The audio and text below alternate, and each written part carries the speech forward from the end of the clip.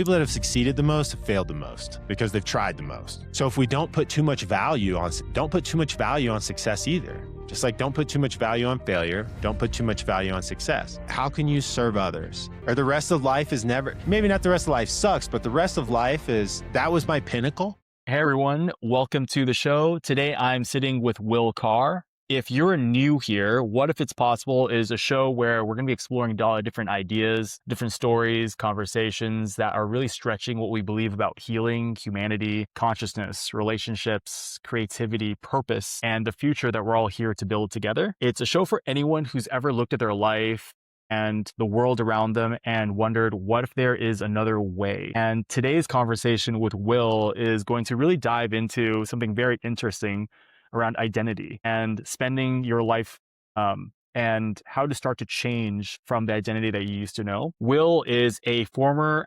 professional basketball player, and he's also now an entrepreneur. He's a public speaker, and he's the founder of a nutrition brand called Genesee Nutrition. And his work has really focused on helping athletes and former athletes build healthier habits, rediscover their purpose in their life, and create a life beyond the game. So this is a topic I'm super interested in. Welcome to the show, Will. I'm so glad to have you here. Yeah, thanks for having me, Jimmy. Excited to hang out and talk to you this morning. I guess it's morning for me. It's probably almost bedtime for you. It's only afternoon for me, and I need to take care of my sleep, but it's not early enough for me to sleep yet. But it's funny how time works when we're in two different places like that. You know, when I was looking over your website and seeing everything that you do, I know you're really focused on sports and basketball players, and it's a really sensitive topic because I think everyone can really take a lesson out of this page of the work that you do. If you could give me a quick summary of what that is and what your journey was to understand transitioning from a professional sports player into something completely new and redefining yourself. What has that journey been for you, and how are you translating that into the work that you do? Yeah, well, I guess one of the first things that comes to my mind is, I remember being in high school and this guy in my church telling me and several of the youth that you're going to have 3 careers in your life. I remember that's kind of the way he would describe it. You're going to have 3 careers in your life. And I don't think that's, obviously that's not like a golden rule for everyone. But I think the concept behind it is a lot of people, and for most of us, we're going to go through changes. The idea is that you're going to go through changes and you're going to get the opportunity to reinvent yourself, and you're going to get the opportunity to become something new and start over in a sense. And so, I don't think we never start over completely. We always carry our knowledge, our experience, our adventures, everything that we've been through life, that's helped us grow and shape us. But in life, things come to an end and there's new beginnings. So, I think in sports, it's kind of a drastic one because especially those of us that take our sport serious, when you get to a high level in sports, even whether that high level just be, let's call it high school sports. You've been playing that sport for the last 15 years of your life, most likely. And when you're an 18-year-old about to graduate high school, that 15 years is your entire life. So what are you going to do and who are you going to be beyond being an athlete of that sport? And so if you're fortunate enough to play in college, that's going to give you an extra 4 years. If you're fortunate enough to play professionally after college, that's going to give you another 1 to 10 years, possibly. So regardless of exactly how long you have to play the sport at a competitive level, you're going to eventually move on into the next phase. And so if you identify as I'm this athlete that plays this sport and that's all that I am, and then you're having to move on, that can be a hard process for a lot of people. They don't know who they are. They don't know what they want to do. They don't know what gives them value. And so that's what I try to help teach and really just guide people in, is that your value of who you are as a human has nothing to do with what you do. It has nothing to do with your hobbies. It has nothing to do with what you do for money. It has nothing to do with the way that you spend your time. Now, oftentimes the way that we spend our time can be a reflection of our values, can be a reflection of who we are as a person. But what gives us value as a person is innately inherited in all of us. It was given to us by the creator of this universe. It was given to us by the creator of life itself. And we're inherently important and valuable for no other reason than that. And so that's what I really just try to and I do, and this is the way I live my life, is that I want to live in a state of joy. And how can I constantly live my life in a way that I am fulfilling my highest purpose, serving others, and able to be in a state of joy continuously? Well, so just to break it down, you're guiding folks that it seems like they hit this place where they are achieving some dream that they think is going to create value for who they are. And then once that dream stops or once they achieve it, you're kind of sitting there looking around like, now what? Or is my value gone now that I'm leaving this identity behind? And Yeah. separating the achievement or the identity from their sense of worthiness, it sounds like. And once you help them transition, like what are you guiding them into next? Like how do you help them decide what they want to do now that they've made this realization? Like what does that look like even? Yeah. Well, I mean, I think that's for everybody to decide on their own. I can't tell any individual what their heart's desires and passions are, right? Like you have to Of sit course. with that yourself. But I think, I take the approach, I get the opportunity to talk with a lot of college athletes about this, but I've heard so many stories of successful entrepreneurs, like people that have built massive businesses, from the ground up and now they've built the business, they've exited, they sold it for 50, 100 million dollars, whatever.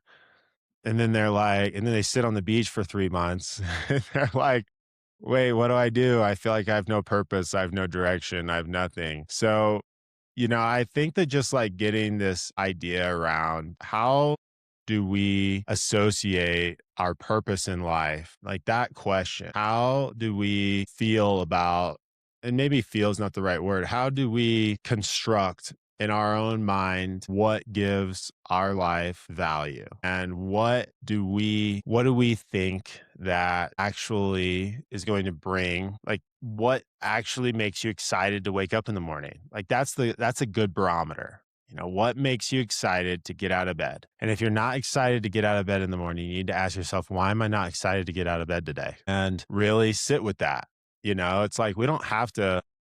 I think lots of times people want to look for answers and they want to have answers immediately. Like we don't have to have answers immediately to things. I think oftentimes the more we have to sit with something, we can come to deeper, more profound answers to our questions. But, it's what do you want to do next? What would make you excited? If what do you want to be doing today? Like that's the real question. It's not what do I want to do tomorrow? It's what do I want to be doing today? And when that is still, I want to be playing my sport, or I want to be building my business, or I want to be doing what you're doing. Well, then if you're already doing what you want to be doing, then great. Like you don't really need to go past that, other than have the recognition of I'm doing today what I want to be doing. So that way, when that does eventually come, you're already in the mindset of I'm going to do the things that bring me joy. And when you transition out of whatever phase of life you're in currently, you're going to naturally gravitate towards the next thing that's going to allow you to serve, that's going to allow you to experience joy, that's going to allow you to get out of bed excited in the morning. I really think that's kind of the ticker. What makes you excited to get out of bed? Wow. So you hit on joy, a sense of agency, what gets you excited to get out of bed. And honestly, like this one thing that stood out to me that was a bummer for me is knowing that just kind of chilling on a beach isn't a form of purpose, because now you just took away my purpose. Well, like that was what I was striving towards. Well, No, maybe, but man. Maybe. I also think that you absolutely can. Like, I don't think there's anything wrong with like chilling. I yeah. don't think there's anything wrong with like, going on vacation and taking time for yourself. But I also think that, we're created in the image of the creator. Like we're meant to be creative. All of us. We're all meant to create. We're all meant to do something. And so I do think that, I don't know, maybe I'll have to experience it for myself. But I also think that if I were to sit on a beach and do nothing for 3 months, that I didn't feel like I was building anything, or didn't feel like I was creating anything of value, I would start to get bored too. It's like you talk to all the people that have all the material things in the world, and eventually, and it's super fun, it's super fun to start. Like I listened to a interview between Sean Ryan and Dave Ramsey the other day. And, Dave was talking about how, he got super wealthy in his early 20s and he had all these things and then he got real bored with them. And I think that's just like a common story you hear, right? Like, once you have a Bugatti, well, now I need three Bugattis. Like, it's like, and I'm not that rich, so I can't tell you firsthand. But if material things are only going to band-aid your true purpose and your true what really creates joy in your life. And so I do think that, I do think there's a component of us as humans, as spiritual beings, as creators that get our most satisfaction and fulfillment out of life through serving others and building and creating something meaningful. No, you hit on some deep stuff because I feel like a lot of people out there are just, we see other people have money and it creates this dynamic where we want to chase that money, but it's a never ending pit. If you see these people who don't learn this lesson, they just keep chasing money. And we call it greed, essentially. It's a form of greed if you want to look at it through that lens. But it creates this dynamic where we're taking so much because we're trying to create way more than we possibly could ever need. And then it leaves other people with like much less that could use those resources. You touch.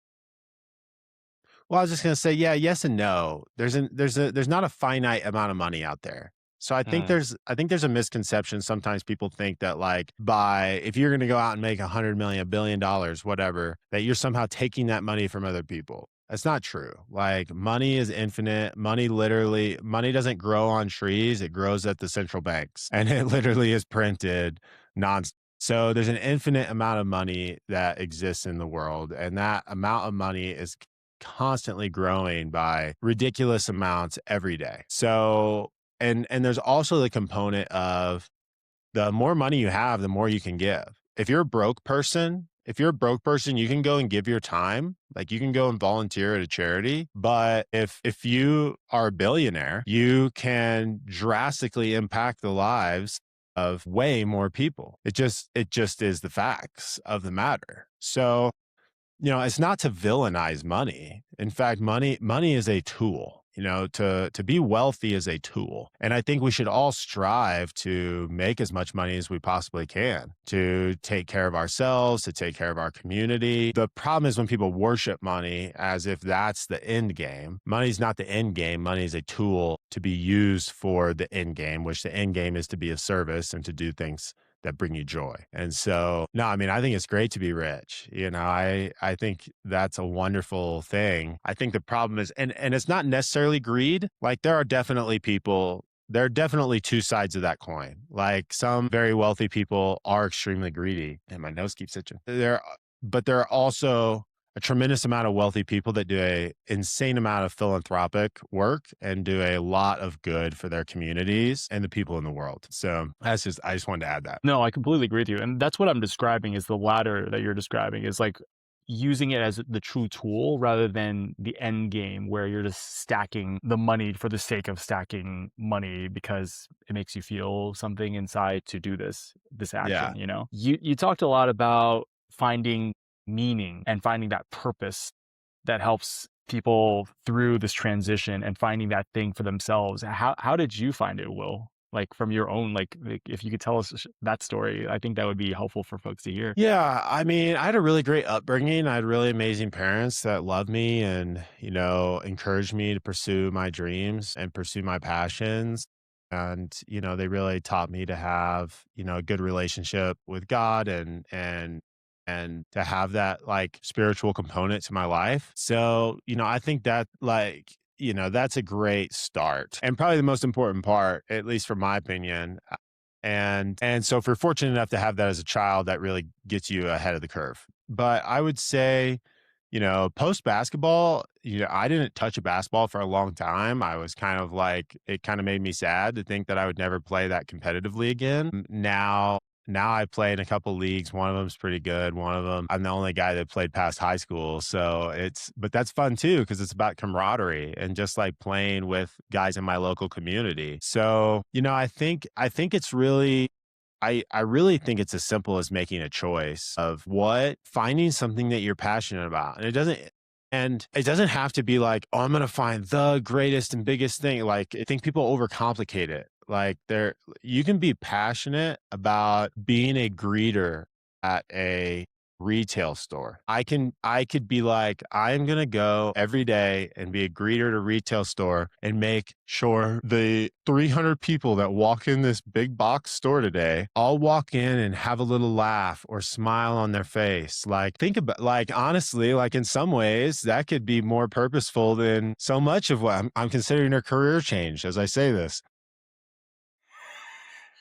Not obviously not really, but my point is like, someone that takes that seriously can have an impact on 300 people every day. That's huge. That's huge. So I guess the point that I'm trying to get to is like, you can find a way to be passionate and have purpose and serve through almost anything. And so I think oftentimes people way overcomplicate it. They're like, well, how's the business that I'm going to build? Like, how is that going to like give back? Or how is that going to like be a net? It's like people really think about it too much. I almost encourage people don't think about it that much. Let the divine guide you. Let life happen. And you just take that centered approach of it's everything that I'm doing through the day. It's not that I need to find something that I can be passionate about to then go and share that joy and share that enthusiasm. It's that I can share that joy and that enthusiasm through every moment of the day, whether I'm walking into the grocery store and saying hi to the old lady at the fruit stand, whether I am going on a hike and I see someone else on that hike and I'm able to say, hello, like, isn't it such a wonderful day? Like, I love the sunshine. Or, oh my gosh, we better make it in before the starts to rain on us. Like, just interacting with people. I think like that is, and some people are more introverted than others for sure. But if we can bring that sort of mindset to everything that we're doing, it's not just our business, it's not just your job. And oftentimes I think people only think about it as, well, my purpose and my passion need to be what I do for a living. My purpose and my passion need to be what I'm building. Not necessarily. Like sometimes, like I know people that have really boring jobs that they probably don't necessarily like, or at least I wouldn't like, but then they're super passionate and charismatic people within the community. And guess what? That 9 to 5 that I would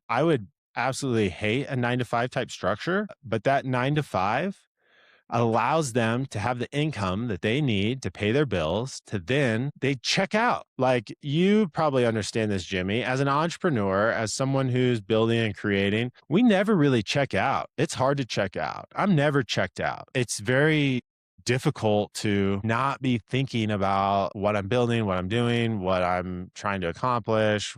It's like with our phones, like we can be, checking things, checking emails, like, researching something, no matter where we are all the time. And so in some ways, I almost like envy those 9 to 5 people who, they go in, they do their thing, they leave, and they don't think about work again until they get there tomorrow. Like, and so I think like the moral, I guess, of what I'm saying is to find your passion and to find your purpose. It's just about bringing that attitude. It's making the choice to have that attitude in every interaction and every second of every day. And it starts when you wake up in the morning. Because if you can have that the moment you wake up, then you're already on the right track. Yeah, it's really true. I can definitely relate to many entrepreneurs and the entrepreneurial journey being always on, and it is limiting.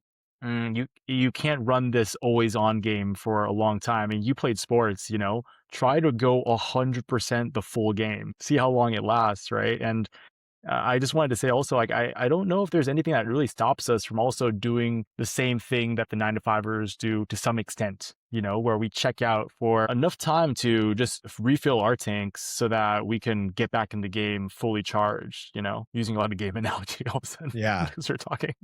Yeah. Yeah. And I would say you can. Like, look at an entrepreneur like Elon Musk. He goes 100%, 100% of the time. Like the guy, I was listening to an interview of him the other day and he was like, if I really started calculating what my time is worth, I wouldn't be able to sleep anymore because I'd feel like I was losing money by sleeping. But the idea is that, you can live that life. But then the also thing is, I wouldn't want to live Elon Musk's life. Like, it's really cool and it's great for him. Like, I believe he's a very passionate. I think he's fulfilling his purpose. I think he's doing what he was born to do. But that's not for everyone. I want to hike. I want to paddleboard. I want to ski. And so I guess, I check out to a degree when I'm doing those things, but I still have my phone with me. I still check emails on the ski mountain.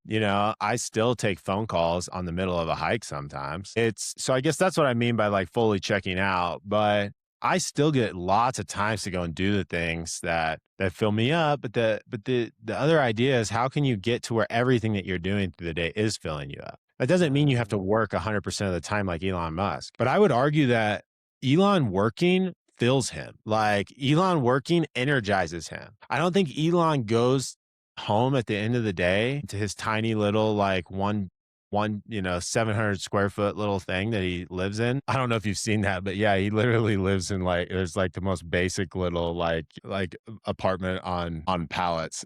But No.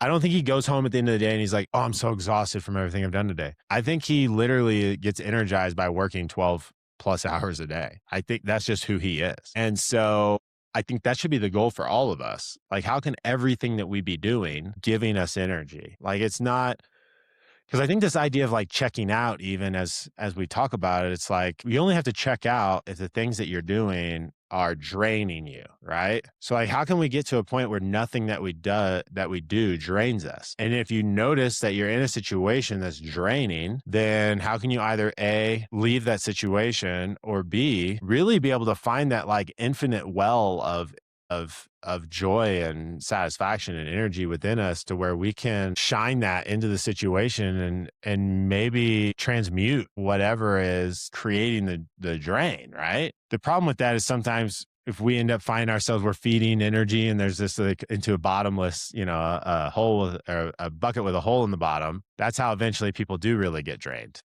Because you're trying to feed something that can't be fed. But yeah, I just think that everything, if we can find a way where everything that we're doing, every moment of every day is feeding us, and we're able to express joy and fulfillment and satisfaction and have that mindset that we can find that within anything, then that's what it comes. It's way less of what those things are. 'Cause those things are going to be way different for everybody. Like, some people would hate to live the life that I live. They think, oh, you're going to go climb a mountain? That sounds miserable. Or you're going to go out in the 15 degrees and ski all day, or it's just everybody's different. So there is no one size fits all shoe for this. I completely agree with you. You're touching on a huge subject of finding enjoyment in and anything. It could be the most mundane thing. Like, it's like going to greet people. It could be like cooking a meal at home, going up to a mountain. There are a lot of people that would find these things draining, and then some people are so energized by it. How much of those things is it preference? And then how much of it is actually just a mindset of always finding something wrong with something, Yeah. Yeah. With the athletes that you work with in this transition, it sounds like being a pro athlete is some people's dream. Well, like, you've lived some people's dream, and then you let it go and you moved into something completely different. For folks that reach that high point and like aspire to have this dream and to let it completely go, like, how are you actively navigating? Like, is there like a step-by-step process that you guide these players through to let go of this old identity and find their wholeness again? What does that look like? What does that doorway look like? Yeah, I don't know if there's like a step-by-step process. I think it's more just like the awakening to the idea of, who are you as a person?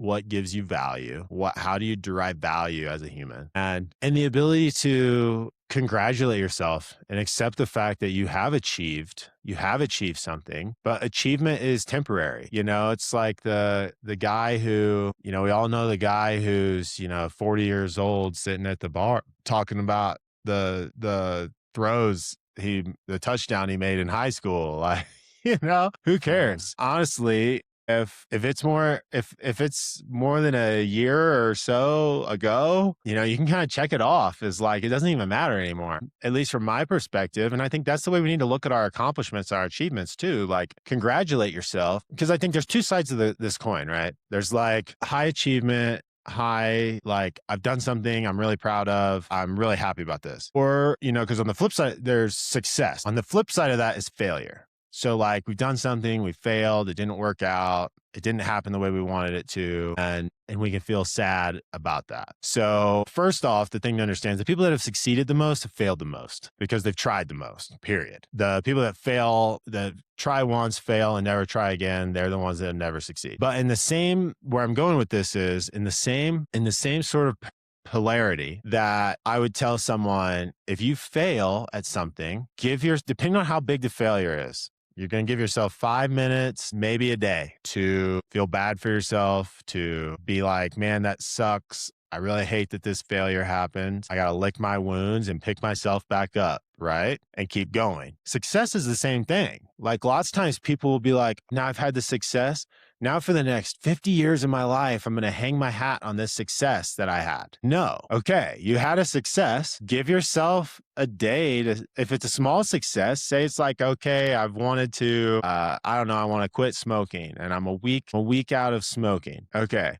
Give yourself a few minutes to be like, wow, congratulations. That's awesome. But then don't hang your hat on, I didn't smoke for a week, like, cause else you're going to be smoking tomorrow. It's like, okay, it's the same thing. Like if you have a huge success, you finally get to that point, you sell your company, you do something, give yourself a day to celebrate. If you want to go and you made a bunch of money, you want to go and take a vacation, great, take it. But if you're going to hang your hat for the rest of your life on the fact that I did this thing, then you're never going to be any better than that. And that just means that you're all downhill from here. The rest of life sucks. Or the rest of life is maybe not the rest of life sucks, but the rest of life that was my pinnacle. And now I'm just supposed to live on the other side of my pinnacle of like, now what, So I think that's where it comes. So people that have had this high success, like you've made it to be a college athlete, you've made it to play professionally after college, like you've made it, you've done the thing that you had set a goal and you accomplished it and you succeeded. Okay, awesome.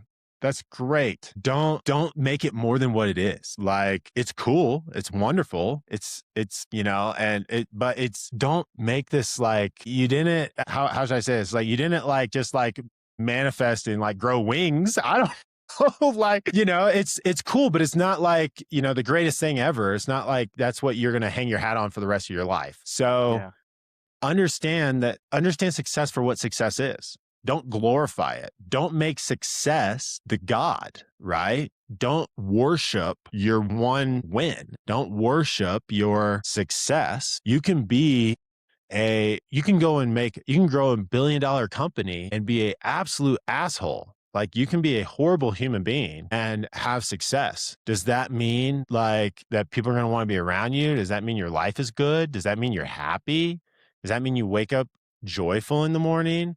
Or does that mean you waking up with like a chip on your shoulder, thinking that you're in an egotistical state because I did something and I think that makes me better than everyone. So if we don't put too much value on success either. Just like don't put too much value on failure. Don't put too much value on success. It comes down to what are you doing today? What brings you joy today? What's bringing you satisfaction today?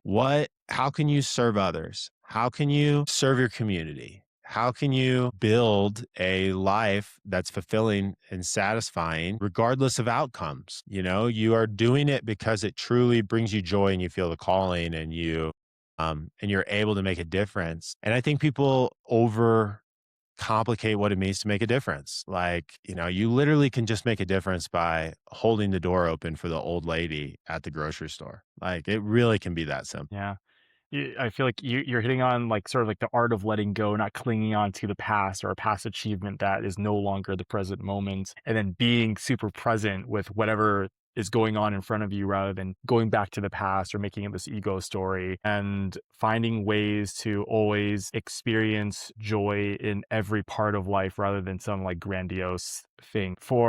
I experienced this myself. I used to always feel like if I needed to make an impact, it needed to be like this big thing or like some kind of project or thing that I'm doing.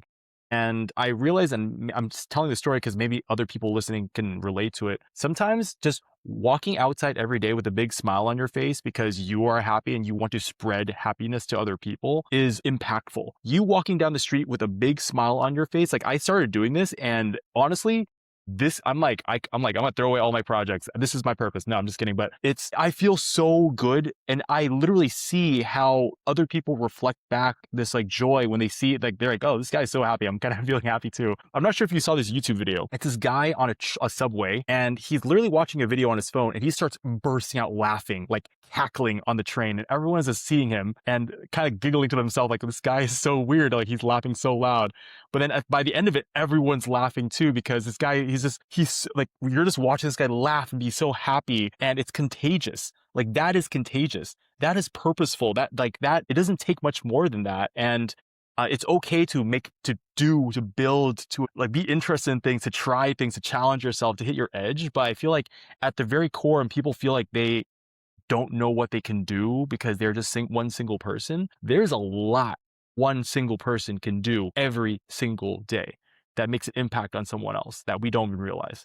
Totally. Yeah. Yeah. Yeah. Yeah, because that's what it's about. Like, you don't have to overcomplicate it, you know? And that guy was like, "Yeah, laughing is contagious. Joy is contagious." In the same sense, being miserable can also be contagious, but the other thing is, it just takes one speck of light to illuminate an entire room of darkness, right? So, joy and happiness is infinitely more contagious than the negative aspects of emotion. Yeah. Like you're talking about fear, shame, those types of emotions, right? Yeah, yeah. Yeah. And they're contagious for sure. And our media and there's a lot of powers that be that want to create that contagion, and they have an uphill battle. They have an uphill battle in the sense of, but they got a lot of resources to fight that battle. But that's why every single one of us that can live a different way is just makes their life so much harder. That's or makes their mission of, it makes the idea of spreading fear so much harder when each one person can choose to not live that way, can choose to live in trust, can choose to live in faith, can choose to live in acceptance. And yeah, just like the faith of knowing that things are always working for us. Things are always working for the better, and there's but and that's contagious. And it can be hard, like, talking to people sometimes. There's a lot of things that can get people down in the world right now, and there's a lot of easy things that people can really, make their center of what to be angry about, and it can be hard to get through to those people. They have a shell. They really can hold on to that because they're holding on to this negativity as their identity. But with enough time, and I just really think that, like, I guess my overall macro thesis of the world right now is that we're moving into a new era of enlightenment in the world, of people who are waking up to this idea, that waking up to the joy within themselves and the faith within themselves and the knowing. And the difference between thinking something and knowing something is drastic. Like, when you know, there's it's unshakable. Yeah. I don't know if people are realizing this fully, like consciously, but I feel like we're at the edge of the next stage of human evolution. Like that is happening right now. And it doesn't look like us with multiple fingers or anything like that. It's an upgrade in our consciousness, the way that we see the world, our understanding of perception, our understanding of joy, our understanding of how reality is somewhat malleable to some degree. Things that we thought were not within our control, to some degree, we have some influence in that. And I'll leave it at that because I don't want to go too far into that corner. But it's a really wild time to see. I never. It's really cool. We're very fortunate to be in this time, like to have the resources that we have right now, the technology, all of these things. For you, what is this next phase of society, of the world? Like, what does that look like for you with the work that you're doing?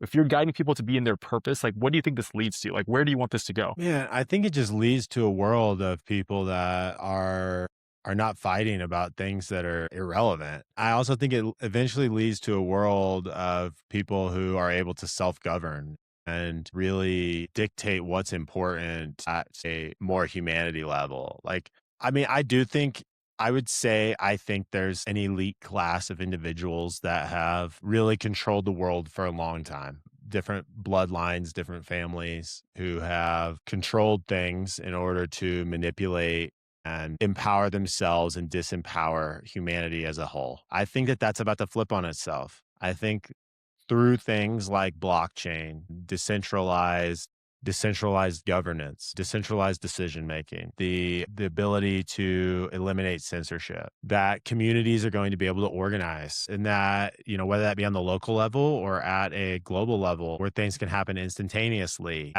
because one of the great things about blockchain is it's a quantum technology. So it makes everything connected instantaneously. It doesn't matter, kind of like how we're zooming right now from opposite sides of the world. Blockchain allows anything and everything in the world to be this instantaneous. So I think that honestly, I just think that we're moving into this era of information, of knowledge, where humanity, I think we're going to be able to start living a lot longer. Like, some people think I'm crazy. I think we're going to live to be, I think our generation is going to be able to live to be hundreds of years old, like they used to be able to in like if you read the Old Testament, people would live to be 5, 7, and 900 years old. Like, and I think there's lots of components that go into that. It's like all the toxins that exist in our foods or in our skies or in the water, in the land. But there's also, but we have the technology to understand, our aging on a DNA level. And so I think that people are going to be able to live a lot longer if they choose. And I think with the idea of people being able to live a lot longer, well then what does your purpose, this idea of I'm gonna work until I'm 65, I'm gonna retire and I'm gonna maybe have 20 years of doing nothing. Like, what is your life? What is your purpose really? How does that change if we double or triple the amount of time that we can live? Like, so there's a lot of questions. I don't know that I really have many answers to what the next evolution of the world looks like, but I have a lot of thoughts, a lot of questions, but I think in general we're going to enter a time of abundance for all, which, not to make it as this a political thing. I don't want to be political, but like there's a lot of like socialism and stuff where people think like, well, let's just give everything to everyone. And that's like how abundance can be. Well, no, that doesn't work in a system where things are, a welfare state is not an abundance state. Hmm. I'll just put it that's as political as I'll get with this. But I think what we're moving into is where when we can get back into a world where abundance is so accessible, it's right now we live in a monetary system where it's debt based. We're really kind of going off on in the right field here, but that's okay. We live in a monetary system that's debt based. What that means is majority of people are enslaved through debt, and some people, like I've said that to people and they want to argue with me about like, well, no, like it's not slavery. Well, it is. Like it is. If we're so in debt that someone can just come and take your home, they can come and take your car, they can come and take your things, you don't pay, the IRS will come throw you in jail. Like, that is a form of slavery. So and without people understanding the monetary system and how that really works, that's the current system. So as we move into a system where money in theory should go up in value over time, as things are created and as more is built into the world and there's more resources, you should be able to just save money and win that way. Right now, the biggest losers are savers because the value of money drops every year because it's a debt-based system. And people don't understand, we didn't used to live in a debt-based system of money.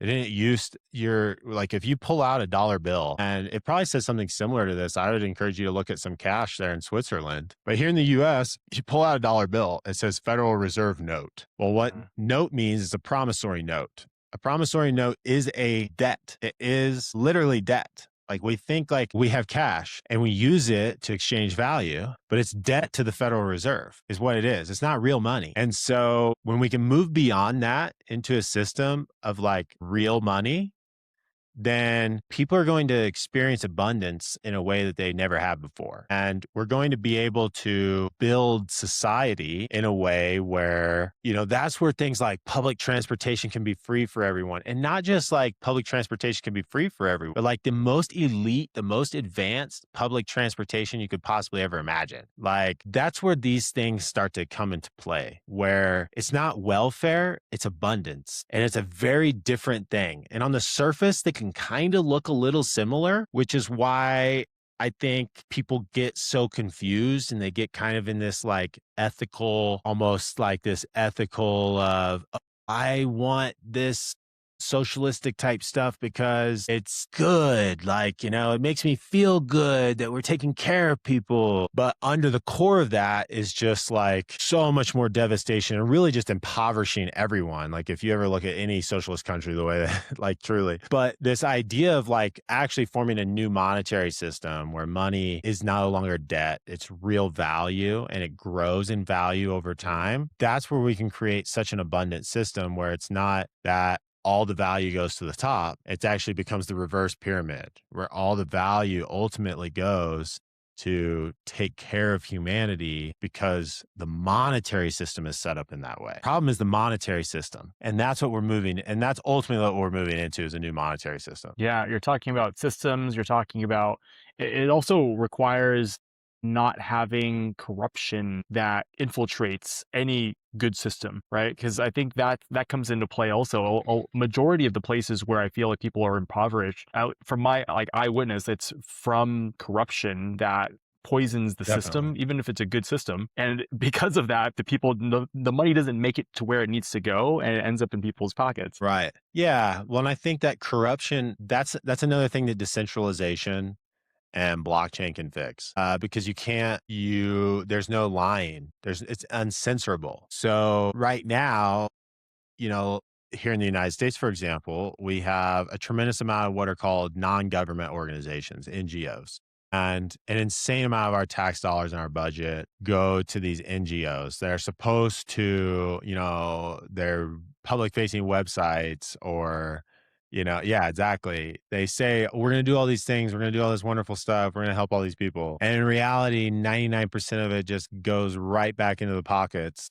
of the politicians or the lobbyists or the people that are, putting these things in the bills. Like it's not actually going to help the things that it's supposed to be. And so if all that were on chain and all that were done in a way that was completely transparent, you wouldn't be able to hide that stuff. That corruption couldn't be hidden. And so people would know. And in fact, through things like smart contracts on decentralized rails, you could guarantee that when you initially set up that money flow, that it's going to go where it's supposed to go from the beginning because it was established that way from the start. So that's another aspect of how this new system of blockchain is going to be drastically improving life over time. Now, I think that first we're probably going to experience some not like, I think there's going to be a period of where like the corruptors, the people that are doing all this corruption, try to use blockchain in order to continue their scheme. But the great thing about the technology is that the technology is agnostic. So the technology is neither good or evil. It's how it's being used. And so the technology is set up in a way to where that stuff will continue to be exposed. And as the new systems are built on it and people move into the new systems, then they have no way to control us anymore. And there's literally no power. It all comes down to the way that money works. So it's interesting because money is the tool that is used in order for people to buy their groceries, buy anything, buy gas. I mean, what's a gallon of gas in Switzerland right now? To be honest with you, I have not been filling up gas out here because I don't have a car right now. But I want to say it's like 6 Swiss francs, but that's just a number that sounds right. But it's not something that I'm like I know for a fact. So give me like Man. 80% certainty on that one. Yeah, well, I'll just say here in the Let's US, Google it at up. least, I'm paying $5 a gallon in Colorado. It's like people are really struggling. The no one people have not been in this much debt ever. Like there's more debt in the system. Credit card debt is at all-time highs. People are really underwater right now.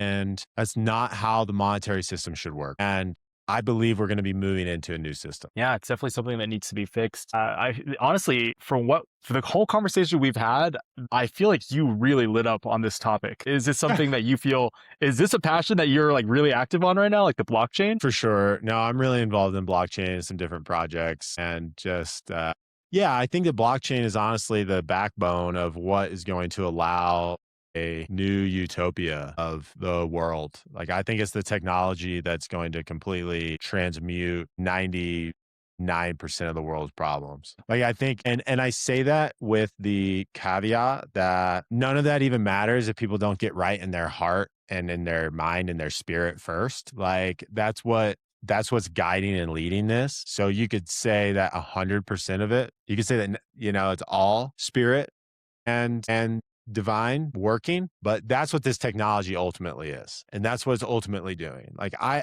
have a dream that the entire world, like, you can start at such a small level. You can start in a small town, you can start in a community, you can start at a state level, you can start at a country level for sure. But by bringing the entire monetary system on chain, by having money that's backed by real assets, such as I have a dream of Colorado being a state Colorado is so rich with natural resources. Like, we could build a system that is our entire monetary system's on chain. Our entire money is backed by the natural resources that exist here in Colorado, our oil, our natural gas, our rivers, our water, the lumber and our forests. Like, you don't have to like go and like cut down the trees, although deforesting in a like cleaning out our forests is important. Like, sometimes people think like, oh, they're chopping everything down. It's like, no, we actually want to make sure that everything doesn't burn. But we can use our natural resources. There's so much, the real estate, everything that exists that has value can back the money of Colorado. If Colorado had its own currency on chain, everything that Colorado has that's of value could back that currency, and then we could trade with it. And that money would grow over time. That value would grow over time, because as it trades against the old fiat system that's continuing to go to zero, this money continues to go up and up because it's backed by things that are real. And so it's through that type of system that, like, we already see, like, I'm talking about something like Dubai on steroids. Like, and I don't even know if that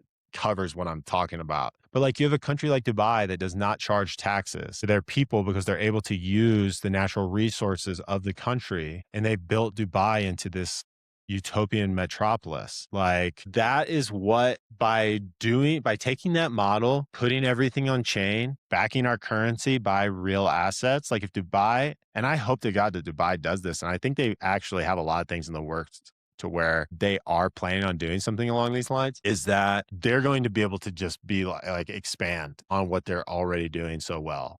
Because there's no crime. Like, there's no, like, when you set up a system like that, you're creating abundance for everyone versus impoverishing everyone to say that you're giving to people. Like, Colorado is a great example of, we have crazy amounts of homelessness. We have all these gangs here now, like, so much welfare. And what's it done? All it's done is made our state worse. And it's made the people, the taxpayers, have to struggle more and more year over year while all this is being given. Well, if you set up a system that's not just about, it's not like taking from people in order to give to others, but it's building this system of abundance from the ground up, then there's no incentive to steal. Like, people are thieves. And I'm not like saying it's okay to be a thief, but people often steal because they don't know how else to make it work.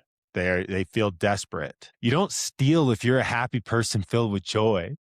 Mm, You don't, usually, yeah. yeah, you're not a gangbanger murdering people or doing things that are not appropriate if you're a person that is filled with joy and satisfied in life. So yeah, I definitely didn't intend for this conversation to go down the blockchain rabbit hole, but it's something that I'm definitely passionate about, and I feel like can and will ultimately set up this new system for humanity to not just thrive, but be in a perpetual state of abundance. Yeah. Well, this conversation went exactly where it needed to go. This is honestly the whole crux of this show. Is we talk a lot about a human transformation, but what is the point of human transformation? It's to have an impact on the collective good. And the collective good makes an imprint on the world at large. And that's how we create a transformational world, is when people are more conscious, more aware, more filled with love and joy, like you said. That's the place where we have ultimate creativity, ultimate passion, and sense of doing good and service to others. And that ripples everywhere. And it sounds like we have something in common also, where we both care about creating people's sense of purpose, but the bigger picture, because there's a bigger picture of how does this make a better world? And you're talking about blockchain. For me, I've been really focused on eco village concepts or spaces where, have you ever heard of solar punk? Solar punk? Solar punk. It's like cyberpunk. Have you heard of this? No. Look this up. I think you're gonna love this. The idea of it is essentially, instead of cyberpunk, where everything is based on technology, and the punk, which is like total radical free expression, right? Solar punk brings together biophilic design, nature at like the forefront, but technology uplifting it all. Something like decentralized blockchain, like what you're talking about, would fit perfectly into this solar punk reality of the future, where we're not throwing out technology out the window, and we're not throwing nature out the window to immerse ourselves and just be online in technology forever. It's combining it in a really harmonious way. And I think this is the future. Like, this is what I see for the future, and I'm excited by. And something like blockchain decentralization, I think this is the key. And I think as we go through the rest of this show, maybe talking to more people of how we make that transition, like what actually needs to happen in order for us to get there as a people, as a collective, and not just waiting for the government to say, okay, let's do it now, but like, what do we do as people to start building this ourselves, you know? Yeah. Yeah. Yeah, that's awesome. Yeah. Yeah. All these Check things this can out. live harmoniously. Yeah. These things are tools. Like we've been given these things. Blockchain is just a new technology. AI is just a new technology. All these things can support one another and can support humanity if used appropriately, which ultimately I think they will be. And I think that there will be attempts to use them inappropriately. But I think that that's where like one of the Newton's laws of physics, right, is every action creates an equal opposite reaction, right? So I think that's what's happening as humanity wakes up, as consciousness elevates, as consciousness expands. At the same time, we're having things like AI and these other technologies materialize. It's all happening together in a very symbiotic way. And so I think people need to have a lot of like excitement and enthusiasm about the future and about what's to come. Yeah, thank you for saying that, because I think this is a beautiful way to close this episode, honestly, because I think so many of us have become so disenchanted by life and the future and assuming that the worst is to come. But that is us so giving up, you know? We need to have this optimism for life, that there's hope, that we still can. I think this is the energy, like the energy that we all need to like really embody, because that's how we make it happen. Like, feeling excited, like, hey, fuck yeah, we're gonna fucking do this. Sorry for cursing.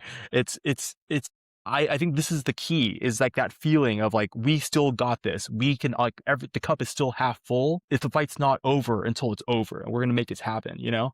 Yeah. And it's not even a fight, man. It's Yeah. not even a fight. Like, I think that's the other thing people need to realize. We need to have as much faith as David did when God told David to go and get 5 stones because Goliath had 4 brothers. Mm. He didn't say go and fill your bag with stones because you're about to fight some giants, dude. Like, he said, I'm God. There's going to be 5 giants. Go and get 5 stones. I got you. Like, that's it. It's really that simple. Like, it's not a fight. It's just to do what we're meant to do. And the divine will truly take care of the rest if we have that much faith, and have that belief. But a lot of people don't. But I believe that they ultimately will. Yeah. They say trust and fear takes the same amount of energy, and we get to choose which one we lean into. So I Totally. think that touches on the point you just said. Wow, I feel like we could talk for so much longer, Will. Thank you so much. I'm really actually glad we went to this place. I think a lot of people need to hear these ideas and concepts and this sense of hope and this leaning into their purpose in every dimension of what that means. Something small to something like large, like transforming the monetary system in the world. which is something worth our time, worth our passion, worth our energy. If folks want to learn more about the work that you're doing, what do you have out there? Like, what do you want to share? Like, where should we direct people? Yeah, I mean, you can find basically everything about me on willcarspeaks.com. I'm Will Carr Speaks on all platforms: YouTube, Instagram, X, TikTok, LinkedIn. What else is there? I don't know. Everything. Everywhere there's social media, you can find me, Will Carr Speaks.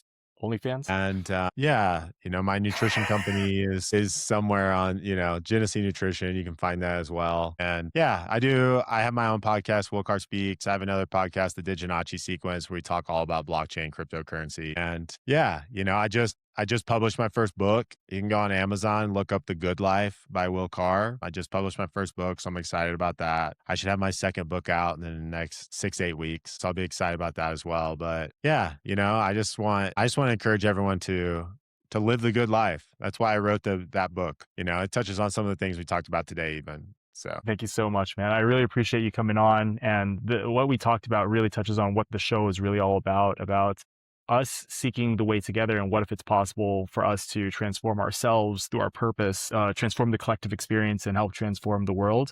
If you're listening, watching this show, and anything that the conversation between Will and I, if it moves something inside you, feel free to share it with someone who's going through a transition themselves, or someone who's letting an old dream take hold of like this control their life experience, and someone who needs to remember that purpose doesn't end when one chapter closes, and that there's also the possibility to use our purpose in everyday life, from small to large to affecting something big. Thanks for being here, Will. Really appreciate it, man. We're just getting started. yeah. Yeah, of course, man. There's a lot to be excited about. So thanks for having me. Hell yeah. Until next time. Thanks, brother.